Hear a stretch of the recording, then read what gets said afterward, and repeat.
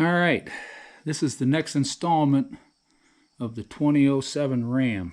These are transmission lines, and you can see they are really bad. The only option that I had was to probably go to Dodge and get these parts, and they probably would cost a fortune. So as per me, I'm going to do this different. And I'll show you under the truck, and I'll show you where I got these from, and I'll show you how I'm going to fix it. Now these lines came out of this block right here. I've got cups in there plugging this pretty much. These lines in the back here run up into the transmission, up here and over here. They come down into this block. None of the parts stores, nobody online could find the parts that I needed to actually fix this truck correctly with the OEM parts. This is all OEM. It has to be. So I got these out, and I'll show you the parts outside of the truck. These are the two ends that went into that block. They are a 3/8, and they have a little tiny itty bitty O-ring on the ends of these. Now these lines here and this line here were absolutely useless to me because I couldn't fix them. So I cut these off here and here, and then I cut them off here and here up here. These are the lines that go to the cooler. They are in excellent shape at this point. You can see both of them here.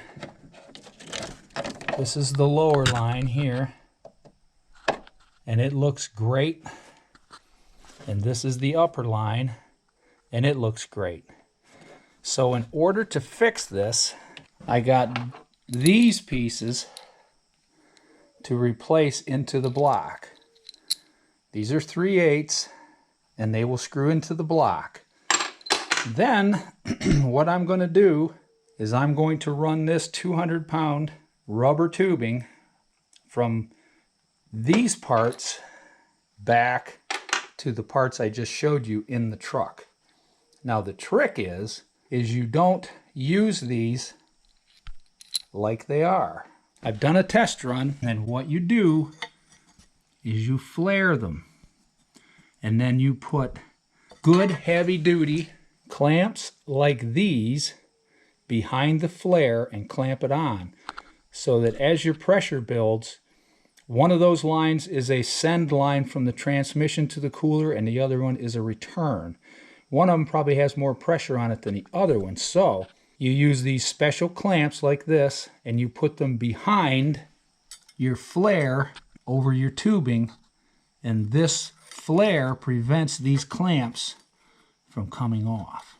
And that's what we're in the process of doing right now. These lines are out and done, and we're ready to install the new ones. So now we have to flare the two fronts, run our tubes through, then we have to flare out here the two back ones that go into the block, and that should fix the problem. And again, these will all be flared with these clamps behind them. So let's do this. Now I've put bolts in the ends of these lines so I won't get any crap in them. And I'm going to run them through where they need to go here.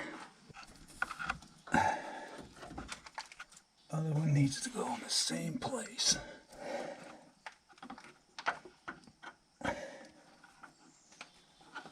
All right. So now we got to go top side. These need to come up through to here. Okay. Now I've got these up where I need them, and I'm just going to lay them there because they're going to attach to these guys, and then they're going to have to be pushed back down into here, and then we're going to zip tie them off down here, and then I've got a plan for the back. Now I've marked one of these hoses with paint marks so I can put it on either the top or the bottom and just line it up, because the way I diagnosed this was when I took these lines off, I taped the top line on the block and I taped the top line on the cooler, and they corresponded. So all I need to do is either put this hose on the top, both ends, or the bottom, both ends. It doesn't matter, just so I don't get these reversed. So that's why the paint marks are on here. Now there's something else I'm kind of worried about here with running these rubber lines, and that is right up in here. They come through the frame, right up here. So what I'm going to try and do here is I'm going to try and get this up in place here and then zip tie it up over here so that this will be permanently installed on these lines and it won't let them rub on anything. Right up here, there also is a bolt here that holds a hanger, and I'm going to run these up through that hanger and bring them back to this block.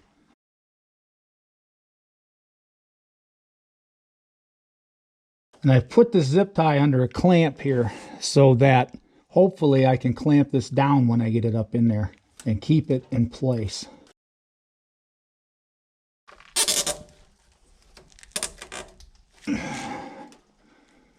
All right, now that's going to hold that in place. It's not going to let it go anywhere. Just like that, and it's going to keep these hoses away from that bracket there. So now I need to tighten this clamp up. Because I thought about running them in a different spot, but I can't really do that because if I run them up through here, they're going to be very close to this manifold, and I don't want that. Now I'm going to tighten these down kind of tight so it won't come off or come out. It can't go anywhere. In other words, it's right here. So it's going to protect those hoses nice. And I still have the ability to run these hoses back and forth a little bit. So now we're going to go do some flaring work. Okay, I got my flaring tool on. This is the bottom line, doesn't matter. And let's just put a little flare on that guy. Because I don't want to crimp, I don't want to flare these a lot. I just want to flare them some. Okay, we got this hooked in here now, and I think it's flaring. I don't know if you can see that, but that's flared just a little bit now. It's got enough of a ring to hold that. That's a nice looking little flare.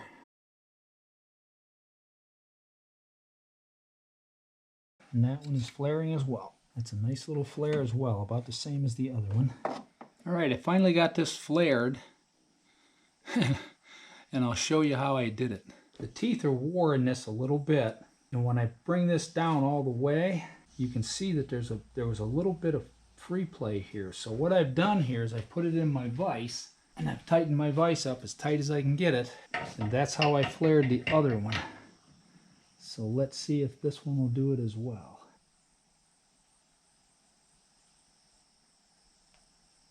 I think that might have got it, guys. I'll take it out of here and show you. As long as that clamp can't come off, that's all we ask. I've used my Dawn dishwashing detergent trick here, and I have to put a clamp on, and then we'll see if we can get these to go over these flares. Find out where our lip is here and tighten her up. This little bulge is right where the lip is. Now the Dawn dishwashing detergent seems to have worked perfectly. All right, we're under here, and we're going to put these lines in, and I found out that this is the bottom line. So that's what we're going to do. We're going to pop these cups out that I got in here. We're going to screw them in, and then we're going to put the one on the top we need on the top, and the one on the bottom we need on the bottom, and I'll have to cut these to the right size. These are actually transmission oil cooler hoses, so they will work just fine. Now this is going to get messy probably. Okay, and now it'll start running out the end probably, and we'll wrench that one in because it's kind of hard. I'm doing the top first. Your wrenches fit better this way. This block is actually hanging on these two lines, so that's just about tight there. And we'll get us a big old backup on here. The bottom has the paint marks. The top does not. We want this to be cut right about there. We'll get our Dawn out. Clamp is on. And that back ways. And I'm going to run that on probably about halfway here.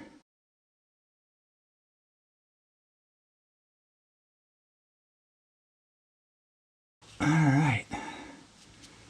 That looks great. And you can see the little bump here.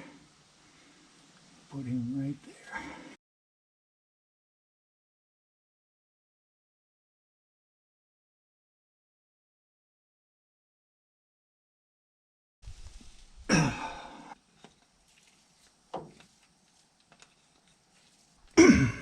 All right.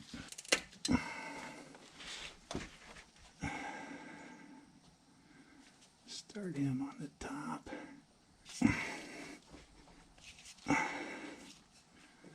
The bump is here.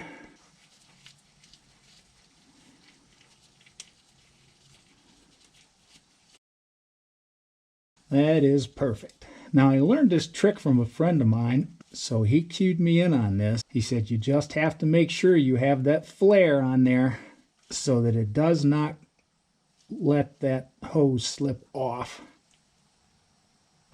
under pressure.